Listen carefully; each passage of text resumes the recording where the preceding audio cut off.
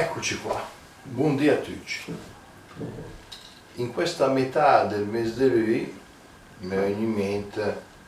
una roba che potrebbe venire in mente quasi tutti i mesi, perché anche sempre di circostanze, di occasioni come quella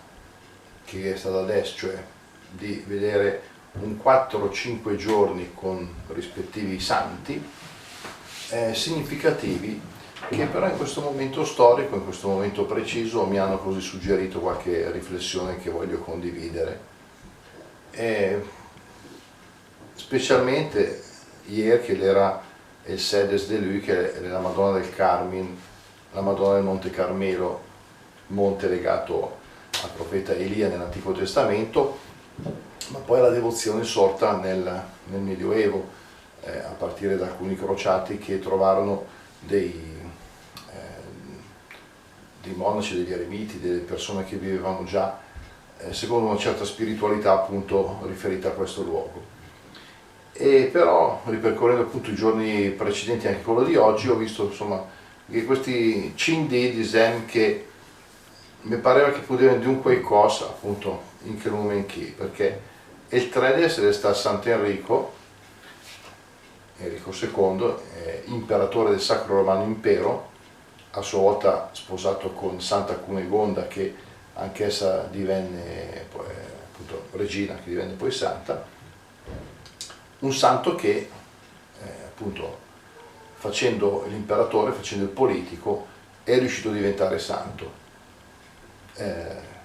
Cosa potrebbe sembrare strana, ma invece si può diventare santi anche facendo politica. Non è facile, ma diciamo così, Sant'Enrico che tenga una mano sulla testa a chi governa. E il di dopo San Camillo dell'Ellis, fondatore dei ministri degli infermi, i cosiddetti camilliani, uno dei grandi santi dediti alla cura degli ammalati. E il di dopo Mo, il quindes, San Bonaventura, ministro dell'ordine francescano, amico anche di San Tommaso d'Aquino,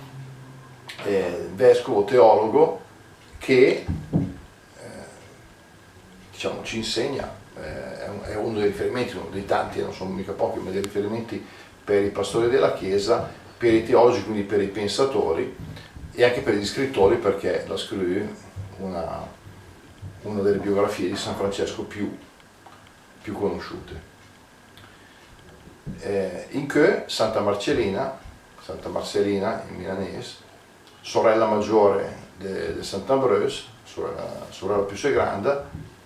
che si dedicò alla vita contemplativa e divenne monaca di clausura. Quindi diciamo che tutte queste figure di santi magari non sono quelli più famosi, come San Giovanni Battista, come San Pietro e Paolo, mi riferisco agli ultimi festeggiati,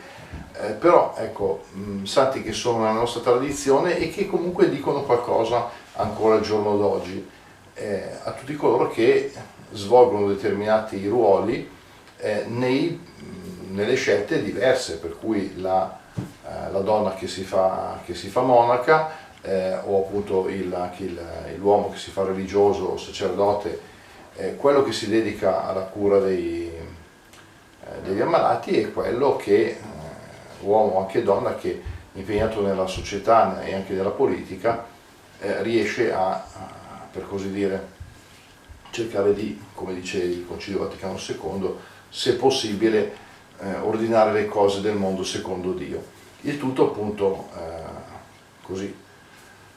riassunto un po' nella festa di ieri della Madonna del Carmine, alla quale mio nonno Giuseppe era tanto devoto, e anche la mia mamma, e anche la zia Pierina che la mi dava l'abitino della Madonna del Carmine, lo scapolare, quindi ricordi anche di famiglie personali che condivido, anche perché è l'altrer, e quindi si era anche il compleanno del mio bagai, quindi tanti auguri a Fie. Ecco, però ho voluto condividere appunto queste piccole riflessioni e indicazioni di uomini e di donne che ancora oggi ci possono dire qualcosa.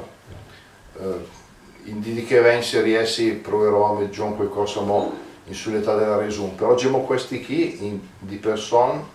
che hanno duperà la fede e la resum insieme per cercare di fare del bene